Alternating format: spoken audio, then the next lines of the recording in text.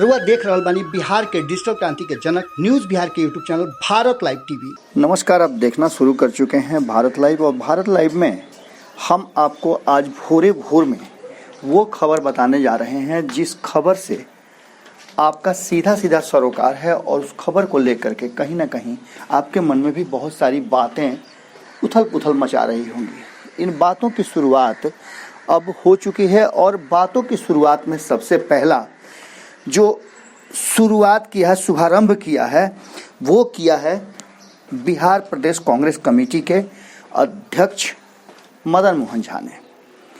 हमने आपको पहले ही बताया था कि बिहार में नीतीश कुमार अपने फैसलों पर अडिग रहते हैं और उनके फैसले बहुत सोच समझ के लिए जाते हैं। अपने फैसलों से वो समझौता नहीं करते हैं। पर अचानक से नीतीश कुमार के कई ऐसे फैसले हैं जिन पर अब सवाल खड़े होने लगे हैं। सबसे पहले तो जनता के तरफ से उनके सवाल जो आ रहे हैं उस पर हम बात करते हैं। जनता की तरफ से सवाल आ रहे हैं कि नीतीश कुमार ने अपनी सुविधा के अनुसार जनादेश का डकैती कर लिया। बिहार की जनता ने उन्हें वोट तो दिया था महागठबंधन सरकार के साथ रहने के और महागठबंधन सरकार बनाने के लिए, पर नीतीश कुमार ने अपनी सुविधानुसार पाला बदल लिया। अब नीतीश कुमार के फैसले पर पहले वाली बात नहीं रह गई है और नीतीश कुमार वक्त के साथ समझौता करते हैं और पूरी तरह से भारतीय जनता पार्टी की तरह उसके आइडियोलॉजी पर चलने के लिए अपने आप को समर्पित कर चुके हैं। ये बातें अब हम नहीं कह रहे हैं। वहीं अब जो बातें सामने आ रही हैं उन बातों में सबसे पहला जो बात हमने बताया कि मदन मोहन झा ने सवाल खड़े करते हुए सीधे तौर पे लिखा है कि a man who has been CM for 15 years don't want the students migrants to return home. आप समझ सकते हैं कि नीतीश कुमार को लेकर के जिस तरह की बातें अब कांग्रेस करने लगी है वो बातें थोड़ी सी आपको भी असहज जरूर लग रही हों, क्योंकि नीतीश कुमार पर कभी भी कांग्रेस टारगेट नहीं किया करती थी। एक सॉफ्ट नेता और एक अच्छे नेता के रूप में कांग्रेस हमेशा उनको अपनी धरोहर समझती थी। वक्त के हिसाब से नीतीश कुमार को वो हमेशा साथ देने के लिए सबसे आगे बढ़ करके आती थी, चाहे वो कांग्रेस की सरकार यूपीए की रही हो या जो भी सरकार रही हो। नीतीश कुमार को हमेशा मदद किया गया है, चाहे वो एनडीए के साथ रहें या किसी के साथ भी रहें। इन सब के बीच जिस तरह से नीतीश कुमार ने ये सीधे तौर पे कह दिया है कि बिहारियों को अब नहीं लाया जा सकता, इसके कारण लॉकडाउन के नियमों का उल्लंघन होगा। इस पर पलटवार करते हुए लगातार कांग्रेस सहित अन्य दलों के नेता भी नीतीश कुमार को टारगेट करने लगे हैं।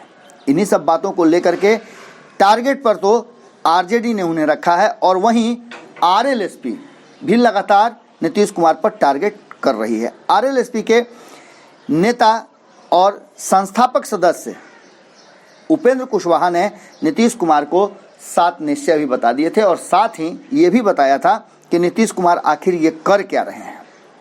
इन सब बातों के बीच में जिस तरह की बातें सामने आ रही हैं उन बातों ने कहीं ना कहीं बिहार के बाहर रहने वाले बिहारी मजदूरों के मन और मस्तिष्क पर कहीं ना कहीं नीतीश कुमार की छवि एक अलग तरह से जरूर स्थापित कर दी होगी। आपको बता दें कि नीतीश कुमार लगातार बिहार में 15 सालों से काबिज हैं। इन सब के बीच जिस तरह से उन पर हमले शुरू हो गए हैं उसे लेकर के अब कई तरह की बातें शुरू हो गई हैं। हमने आपको खबरों के माध्यम से दिखाया था कि कहीं ना कहीं नीतीश कुमार की चुप्पी अब कुछ असहज होने लगी है, और ख़ास करके जिस तरह से भारतीय जनता पार्टी कोरोना के समय में भी जिस तरह की राजनीति कर रही है और जिस तरह बिहार अकेला अलग थलग पड़ गया है, उसे लेकर के भी कई तरह की बातें सामने आ रही हैं। कहा यह जा रहा है कि केंद्र सरकार ने जिस तरह से अलग अलग राज्यों के लिए अपने पर्यवेक्षक नियुक्त किए थे और उन राज्यों पर विशेष ध्यान देने की बात कही थी, उनमें से बिहार शामिल नहीं था। बिहार में कोरोना संक्रमण भी कम था। लेकिन इन सब के बीच जिन जिन राज्यों के लिए पदाधिकारी नियुक्त किए गए थे, जिन जिन राज्यों पर विशेष निगरानी करने की बात की गई थी, उसमें मध्य प्रदेश भी था। मध्य प्रदेश का इंदौर शहर आजकल कोरोना का सबसे बड़ा हॉट स्पॉट बना हुआ है और आप समझ सकते हैं कि क्या क्या हुआ मध्य प्रदेश में। महाराष्ट्र की बात करें तो महाराष्ट्र भी एक बड़ा हॉट स्पॉट बना हुआ है। इन सब के बीच कहीं ना कहीं नीतीश कुमार ने फिर से पलटी मारी। हम पलटी मारी है क्यों कह रहे हैं, तो हम आपको सबसे पहले ये बता दें कि नीतीश कुमार को पलटी मारने की बात क्यों कही जा रही है। नीतीश कुमार के पलटी मारने की बात इसलिए कही जा रही है कि जब कोरोना संक्रमण को लेकर के विधानमंडल की कार्रवाई के बीच में सदन में जाते समय जिस तरह से नीतीश कुमार ने अपने व्यवहार किए थे और वहाँ के कर्मचारी और सुरक्षा में लगे जवानों के मास्क देख करके वो जिस तरह से उखड़ गए थे और उन्होंने कहा था कि आप झूठ मूठ का लोगों को डरा रहे हैं, स्थिति पैनिक कर रहे हैं, इस तरह का कुछ भी नहीं है। और वही नीतीश कुमार आज मास्क पहनने के लिए पूरे बिहार को अनिवार्य कर दिया, फरमान जारी कर दिया है। इस बात को लेकर के विपक्ष कहीं ना कहीं अब सवाल खड़े कर रहा है। वहीं विपक्ष के लोगों का कहना यह भी है कि नीतीश कुमार क्या इंतजार कर रहे हैं कि जब मौत भूख से शुरू हो जाए। इसके साथ ही ये भी कह रहे हैं कि आप एक तरफ सोशल डिस्टेंसिंग की बात करते हैं, नियमों की बात करते हैं, तो क्या उन मजदूरों को जो बिहार से बाहर फंसे हुए हैं वो सोशल डिस्टेंसिंग मेंटेन कर पाएंगे जब 10 बाई 10 के कमरे में 20-20, 25-25 लोग, 10-10 लोग रहने के लिए मजबूर हैं। इन सब बातों के बीच में कहीं ना कहीं जिस तरह की स्थितियां सामने आ रही हैं और चर्चाएं हो रही हैं, उसे लेकर के पूरी तरह से माहौल गर्मा गया है। इस बीच में एक फरमान और आया है। न्यायालय ने इन सब बातों पर अपनी बात रखने के लिए राज्य सरकार को बुलाया था। पटना उच्च न्यायालय ने लॉकडाउन में फंसे बिहारियों व कोटा में फंसे बिहारी विद्यार्थियों को वापस लाने पर राज्य सरकार का स्टेटस पूछा था। इस संबंध में राज्य सरकार ने पत्र के जरिए हाईकोर्ट के महानिबंधक कार्यालय को यह जानकारी मुहैया करा दी थी कि केंद्र सरकार की गाइडलाइन का सख्ती से अनुपालन राज्य सरकार कर रही है, जिसके तहत फंसे हुए किसी नागरिक को भी बिहार वापस नहीं लाया जा सकता है। पत्र में यह भी कहा गया है कि बाहर फंसे लोगों को समुचित भोजन व राशन के साथ प्रत्येक व्यक्ति को 1000 की विशेष सहायता देने एवं उन सभी को की शिकायतों को सुनने के लिए telephone number, helpline number, mobile number जारी किए गए हैं। अब आप इस पूरे वाकयात पर अपनी जरा तवज्जो दें।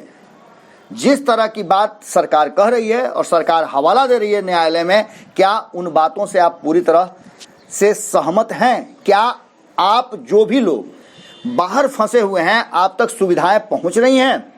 सरकार ने 17 लाख लोगों को बाहर फंसे होने की बात कही है। क्या इस आंकड़े से आप संतुष्ट हैं? सरकार के पास कोई आंकड़ा है जिसमें वो पूरी तरह से मजबूती के साथ इस बात पर दावा कर सकते हैं कि 17 लाख लोग ही अब बाहर फंसे हुए हैं?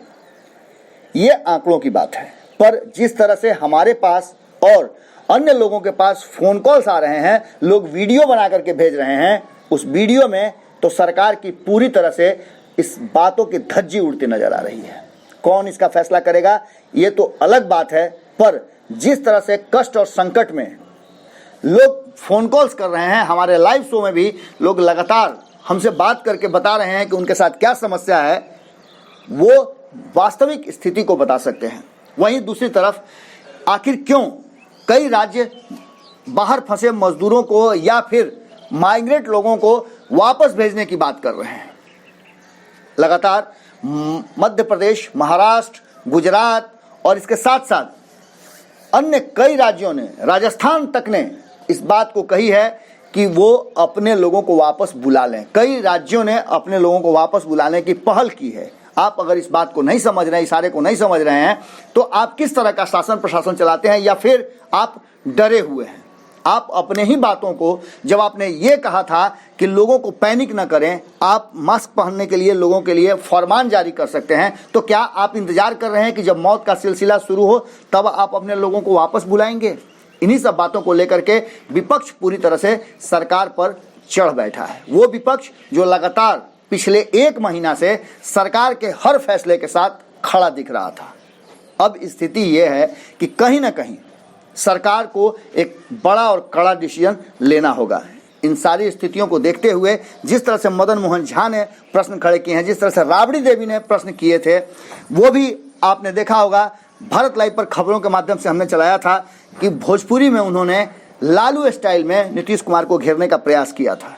इन सब के बीच अब मदन मोहन झा और कांग्रेस जब नीतीश कुमार के ऊपर हमला शुरू कर चुकी है, तो आप समझ सकते हैं कि निश्चित रूप से मामला गंभीर जरूर है। वहीं दूसरी तरफ देश में एक अलग तरह की सियासत शुरू हो गई है, जिसे कहीं ना कहीं कोरोना से अलग राजनीतिक रंग देने का प्रयास किया जा रहा है। कहा यह जा रहा है कि पहले हिंदू मुसलमान करने की बात केंद्र सरकार और भारतीय जनता पार्टी की तरफ से शुरू किया गया। वहीं दूसरी तरफ अब इसे साधु संतों की हत्या के बाद जिस तरह से राजनीतिक रंग देने का और कांग्रेस पर हमला किया जा रहा है, इस पर नीतीश कुमार की चुप्पी बहुत बड़ी एक साजिश के तहत देखी जा रही है। नीतीश कुमार की आखिर चुप्पी क्यों है?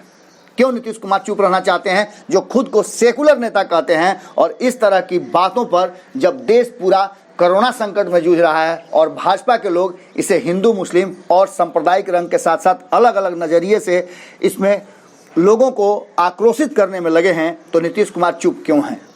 इन सब बातों को लेकर के सबसे बड़ी जो समस्या है वो ये है कि लोग बाहर में हैं और लगातार भूखे होने की बात कह रहे हैं। इससे आप इनकार नहीं कर सकते हैं। सरकार ने चाहे जितने भी दावे किए हों, जितने लोगों के खाते में पैसे भेजने की बात की हो, आंकड़े सरकार के पास हैं, पर उन आंकड़ों के अलावा बहुत सारे लोग हैं जो सरकार के आंकड़ों के बियॉन्ड भी हैं। जब 17 लाख सरकार ही कह रही है, हम उस आंकड़े को मान भी लेते हैं, तो अब तक 4 से 6 लाख लोगों के बीच में अगर सरकार ने राहत पहुंचाया, पैसा पहुंचाया है, तो बाकी के 11 लाख लोगों को कौन पहुंचा रहा है? इस बात का तो सरकार को खुलासा जरूर करना चाहिए। क्या जिन राज्यों में ये फंसे हुए हैं उन राज्यों की सरकारें पहुंचा रही हैं? क्या उसका आंकड़ा सरकार ने अपने पास मंगा लिया है? प्रश्न बहुत सारे हैं, लेकिन सबसे बड़ी समस्या जो है वो ये है कि क्या बढ़ते बिहार में कोरोना संक्रमण के आंकड़ों के बीच नीतीश कुमार का फैसला सही है? अगर आपको लगता है कि आपको अपने विचार रखने चाहिए, तो हम आपके विचारों का स्वागत करते हैं। भारत लाइव पर कमेंट बॉक्स में लिख करके आप अपने विचार हमें ज़रूर दें, क्योंकि आपके विचार हमारे लिए वो रास्ता होते हैं, वो स्रोत होते हैं जिसके आधार पर हम खबरों के बियॉन्ड जाते हैं, खबरों के तह में जाते हैं और खबरों की तलाश करते हैं। जुड़े रहें भारत लाइव के साथ। खबरों का सिलसिला यहाँ कभी नहीं थमता। सिर्फ आपको करना ये है कि हमारे चैनल को सब्सक्राइब करें। सब्सक्राइब का बटन दबाने के बाद एक बगल में घंटी है, उस घंटी को दबाकर ऑल का ऑप्शन अगर आप क्लिक कर देते हैं तो आपके पास सभी खबरें मुफ्त में पहुँचने लगेंगी। नमस्कार। अगर ये वीडियो पसंद आई और वह बिहार के राजनीति और बिहारियत से सरोकार रखेनी, तो सब्सक्राइब बटन दबा के चैनल के सब्सक्राइब कर ली। ओजे एगो घंटी बा, ओकरा बटन दबा देला से कुल सटीक और मारक खबर रुआ मुफ्त में मिल जाई। अगर रुआ पत्रकारिता के हमनी के नया प्रयोग में सहयोग कर चाहतानी तो ज्वाइन बटन दबा दी। पेटीएम नंबर नोट कर ली 9386816700। धन्यवाद।